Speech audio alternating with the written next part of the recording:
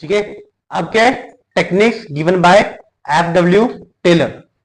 ठीक है, टेलर ने क्या करा, चार तो प्रिंसिपल्स दिए, science not rule of thumb, harmony not Discord, cooperation not individualism and development of worker greatest efficiency. ये चार प्रिंसिपल दिए टेलर ने।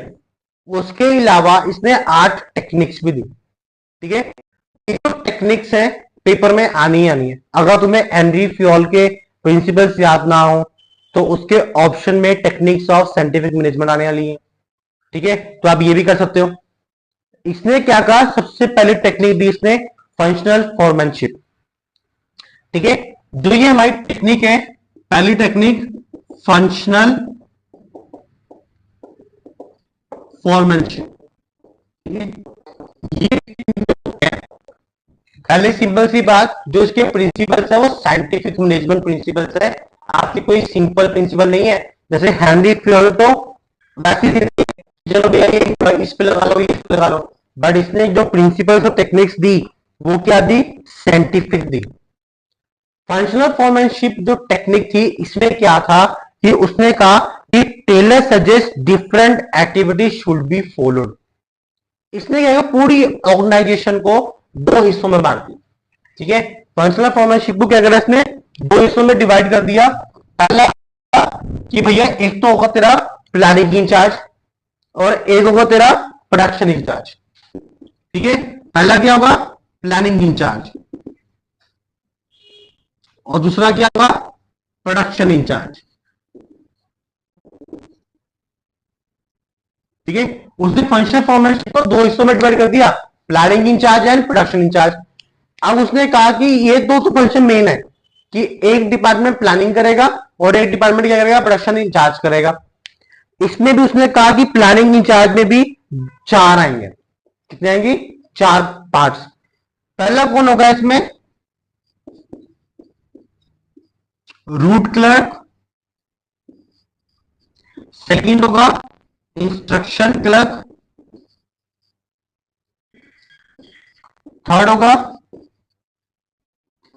Time clerk, time and cost clerk, और लास्ट होगा शॉप डिसिप्लिनरी क्लर्क। ठीक है, डिसिप्लिन क्लर्क। उसके बाद जो प्रोडक्शन इंचार्ज है उसमें भी इसने क्या करा, 4 में डिवाइड किया। पहला क्या बनाया इसने, गैंग बॉस। ठीक है, दूसरा क्या बनाया, speed boss. Third and fourth, third क्या बनाया इसने, repair boss, and fourth inspector. Third repair boss, fourth क्या था, इंस्पेक्टर। ठीक है, देखो जी ये जो टेक्निक है ना फंक्शनल फॉर्मैनशिप, ये अकेली आ सकती है 4 नंबर में। Explain functional foremanship technique given by the F.W. Taylor. 2020 में आई थी ये बोर्ड में 4 नंबर में, तो क्या पता 25 में भी आ जाए। ठीक है, तो इसको देखो लिखने का मटेरियल बहुत ज्यादा है हमारे पास, 4 नंबर का मटेरियल बहुत ज्यादा है। सबसे पहले फंक्शनल फॉर्मैनशिप को थोड़ा सा एक्सप्लेन किया, उसके बाद ऐसा एक फ्लो चार्ट बना दिया कि भैया 2 हिस्सों में डिवाइड किया, प्लानिंग इंचार्ज है प्रोडक्शन इंचार्ज। प्लानिंग इंचार्ज में पहला कौन था, रूट क्लर्क, कि भैया वो क्या करेगा, सारे रूट प्लान करेगा कि कौन से रूट से माल आना है, कौन से रूट से माल जाना है, कौन से रूट से एम्प्लॉय काम करेगा, कौन से मेथड से काम करेगा।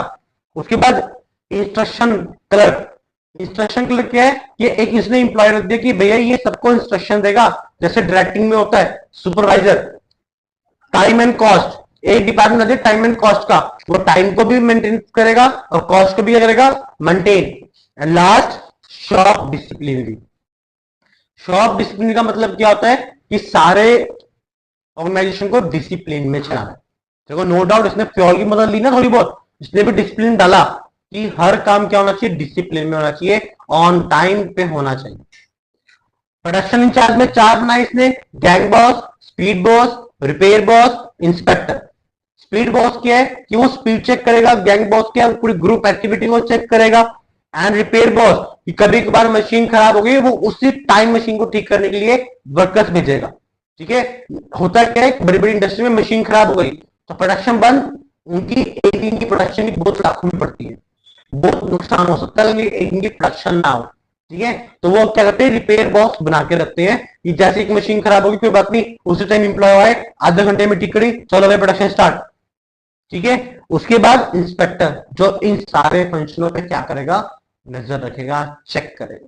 ठीक है, ये पहले टेक्निक दी उसने हेनरी सॉरी एडब्ल्यू टेलर ने, फंक्शनल फॉर्मेटशिप। सेकंड टेक्निक जो दी इसने वो क्या दी, स्टैंडर्डाइजेशन। ठीक है, अब तो उसकी कॉपी रहना हेनरी फ्योल की,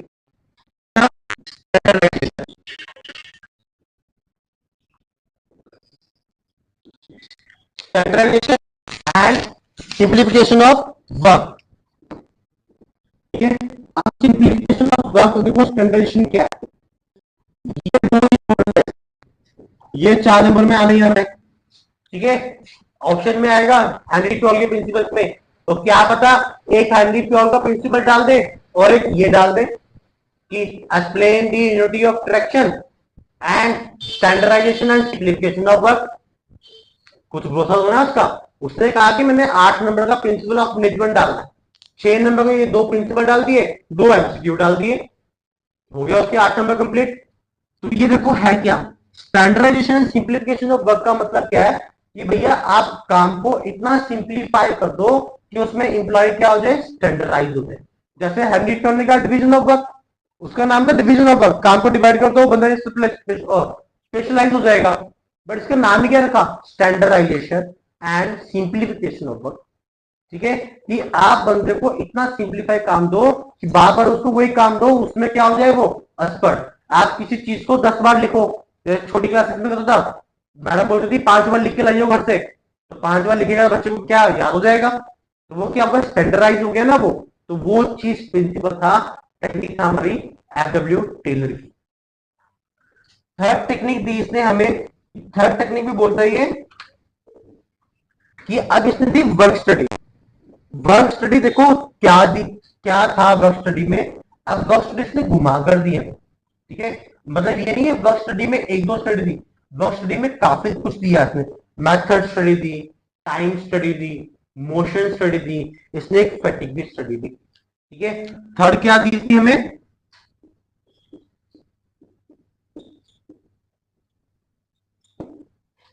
ठीक है, वर्क स्टडी। वर्क स्टडी क्या करती है वो देखो, वर्क स्टडी में 4 स्टडीज इन्वॉल्व करी इसने। पहली स्टडी इसने इन्वॉल्व करी हमारी मोशन स्टडी, मोशन नहीं सॉरी मैथड स्टडी। ठीक है, पहली कौन सी स्टडी इसने फॉलो करी, मैथड स्टडी इसने फॉलो करी। मैथड स्टडी का देखो क्या इसने एक्सप्लेन किया। ठीक है, मैथड स्टडी में बोलता कि भैया मैथड चलो जिससे तुम्हारा काम जल्दी खत्म हो जाए। अच्छा, +1 में अकाउंटेंसी पढ़ी थी, डेप्रिसिएशन कितने मेथड थे, 2, एसएलएम एंड डब्ल्यूडीवी। ठीक है, दोनों में से कोई भी मेथड लगाओ डेप्रिसिएशन सॉल्व हो जाएगी, हाँ या ना। पर दोनों में से इजी कौन सा है, बच्चे क्या बोलते हैं, एसएलएम। ठीक है, डब्ल्यूडीवी में क्या बार बार डेप्रिसिएशन कैलकुलेट करनी पड़ती है, बट एसएलएम में क्या है, एक बार कैलकुलेट करी, हर साल वो डेप्रिसिएशन माइनस करी गई, हमारी डेप्रिसिएशन सॉल्व हो गई। ठीक है, तो वैसे ही उसने कहा मेथड स्टडी लगाओ। मेथड स्टडी में क्या है, हर मेथड को, हर प्रॉब्लम को सॉल्व करने के उनके पास 3-4 सॉल्यूशंस होते हैं। ये होते 3-4 सॉल्यूशन, उन 4 सॉल्यूशन से कौन सा बेस्ट सॉल्यूशन है जो तुम्हारे प्रोडक्शन को, तुम्हारी प्रॉब्लम को इजीली सॉल्व कर दे। ठीक है, तो वो क्या था, हमारी मेथड स्टडी थी जो एफडब्ल्यू टेलर ने गिवन करी। सेकंड इसने गिवन करी टाइम स्टडी।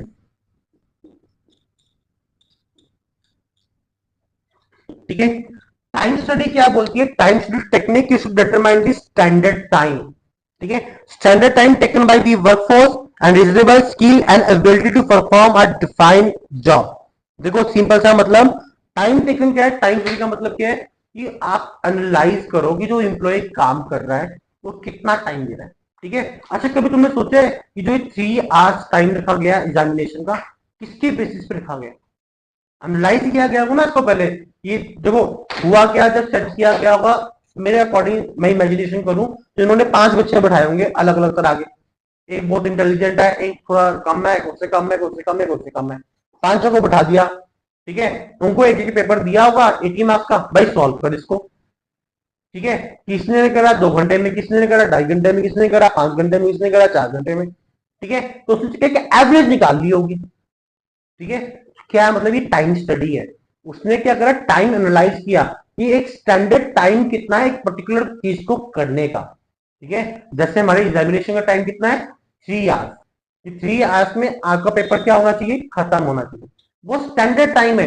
आपको इंटेलिजेंट होगा वो 2 घंटे में खत्म करके बैठा है आराम से, 1 घंटा मजे ले रहा है, तुझे भी नहीं आता, हंस रहा है देखकर। ठीक है, एक बेचारा मायूस सा बच्चा होगा, वो क्या करेगा, ठीक है यार 3 घंटे होने वाले हैं, मेरा आधा पेपर तो पड़ा है अभी। ठीक है, वो बेचारा बैठ के रो रहा होगा, उसके फेस पे फेस इंप्रेशन क्या होंगे, टेंस्ड होंगे। ठीक है, यार मेरा आधा पेपर पड़ा है, टाइम खत्म होने वाला है, पेपर सॉल्व नहीं हो रहा। ठीक है, फिर हम दोष किसका निकालते हैं, या पेपर बहुत लेंथी था। पेपर लेंथी नहीं था, आपकी स्पीड कम थी। ठीक है, आपके पास नॉलेज कम थी, आप लिख नहीं पाए फटाफट। ठीक है, तो वो क्या थी उसकी टाइम स्टडी। उसके बाद जो थर्ड स्टडी दी इसने, थर्ड स्टडी दी हमें मोशन स्टडी।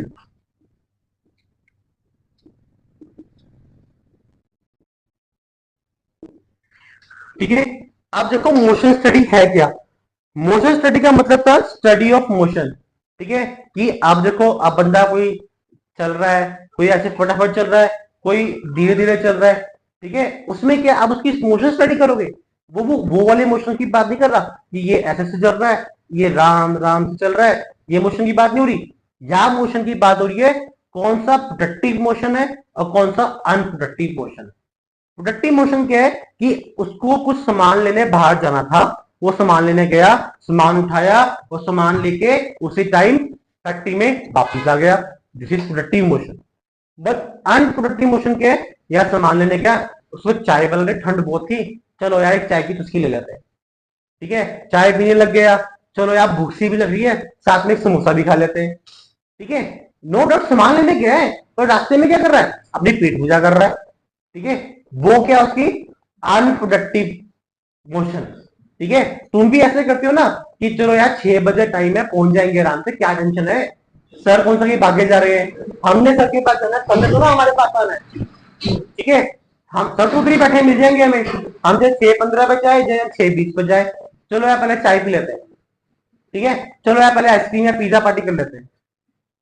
ठीक है, तो वो क्या, वो मोशन स्टडी एनालाइज करने की बात कर रहा है। तो एक मैनेजर क्या करता है, वो पूरी मोशन स्टडी करता है। वो सबसे पहले क्या करेगा, उसके मोशन चेक करेगा कि कौन कौन से उसके मोशन है। ठीक है, उसने प्रॉपर एनालाइज किया, पहले वो निकालेगा कि कितना वो घूमता है।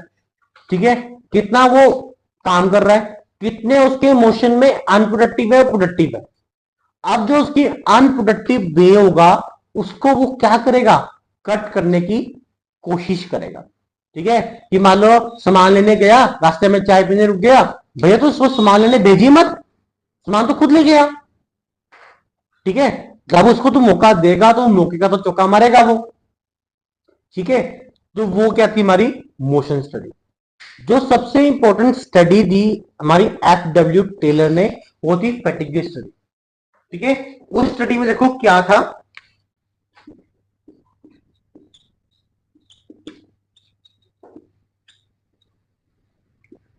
ठीक है, फैटिग स्टडी क्या बोलती है, देखो ये थोड़ी ना सिमिलर है मोशन स्टडी की तरह। मोशन स्टडी में क्या करते हैं हम, प्रोडक्टिव और अनप्रोडक्टिव वे देखते हैं, बट इसमें क्या है, फैटिग स्टडी में क्या करेंगे हम, नंबर ऑफ ड्यूरेशन देखते हैं कि भैया आप एक एम्प्लॉय होता है, सुबह 8 बजे आया, उसने अंगूठा लगाया, फिंगरप्रिंट होगी कि मैं कंपनी के अंदर आ गया, प्रेजेंट हो गया। ठीक है, बट फैटिग स्टडी में क्या है कि वो क्या करेगा, पहले फ्रीक्वेंसी ऑफ रेस्ट पॉज देखेगा कि कितने फ्रीक्वेंसी ऑफ रेस्ट पॉज ले रहा है, कितनी बार ये काम करता करता रुकता है। तुम भी तो लेते होंगे पॉज। ठीक है, कैसे पॉज लेते हो, यार एक आंसर लिखा, चल थोड़ा सा रेस्ट ले लेते हैं, थक गए यार, हाथ दुखने लग गए, मेरा हाथ टूटा हुआ है, उंगली टूटी हुई है। ठीक है, थोड़ा रेस्ट ले लेते हैं, दिमाग में बर्डन था, एक आंसर तो खत्म हुआ। ठीक है, फिर दूसरा आंसर किया, फिर ब्रेक ले ली, वो क्या रेस्ट ऑफ पॉज है। राइट, तो वो एनालाइज करेगा। सेकंड चीज क्या करता है, फ्रीक्वेंसी ऑफ रेस्पॉन्स तो ले लिया उसने, अब वो क्या नंबर ऑफ रेस्पॉन्स पे देख रहा है, कितने पॉज ले रहा है। एक है फ्रीक्वेंसी कि कितने टाइम का पॉज ले रहा है, कि मान लो 2 सेकंड, 5 सेकंड, 1 मिनट, 2 मिनट, एक है नंबर ऑफ पॉज, कितने पोज लिए उसने, ठीक है। और एक होता है टाइम इंटरवल कितना है, कि 5 मिनट बाद पॉज ले रहा है, 10 मिनट बाद पॉज ले रहा है, 20 मिनट बाद पॉज ले रहा है। तो वो जो स्टडीज है वो स्टडी किसमें होती है, फैटिग स्टडी में हमारी, ठीक है। ये 4 इंपॉर्टेंट स्टडी दी उसने, और इन चारों स्टडी इंपॉर्टेंट है, पेपर में ये 100% है, ठीक है। तो देखो पूरा पेपर एक तरह का बता दिया मैंने प्रिंसिपल ऑफ अरेंजमेंट का, unity of direction, unity of command, unity of direction command हो गया, order, centralisation, decentralisation, scalar chain, ठीक है, और एक स्टेबिलिटी ऑफ पर्सोना। 6 प्रिंसिपल तक रिकॉल के अच्छे से कर जाओ। और इसमें क्या करना है टेक्निक्स में भैया, एक तो कर जाओ standardisation and simplification of work, ठीक है। दूसरी ये स्टडीज कर जाओ भैया, अच्छे से कर जाओ 4 स्टडी, 4 में से 2 स्टडी तो आनी ही आनी है। कोई भी साल का पेपर उठाकर देख लो, 2020, 19, 17, 17, 16, 15, 21, 22, जो भी उठाकर देख लो, आपको हर पेपर में 4 स्टडी में से 2 स्टडी मिलनी ही मिलनी है, तो 25 में भी है, ठीक है। जो 22 तारीख को एग्जाम आने वाला है ना, जो 10-15 में तुम्हें पेपर मिलेगा, उसमें तुम पहला क्वेश्चन देखना, तुम्हें सेक्शन सी में और डी में लॉन्ग क्वेश्चन समझाना मिलेगा, एक्सप्लेन दी प्रिंसिपल्स और technique given bye few authors, first time study, second division of work, unity of traction, ऐसे लिखा मिलेगा तुम्हें वहां पे, ठीक है। तो ये हमारी मेन टेक्निक थी जो गिवन करी हेनरी प्योल एंड एफडब्ल्यू टेलर ने, ठीक है। में एफडब्ल्यू टेलर ने कंट्रीब्यूट करी, क्लियर।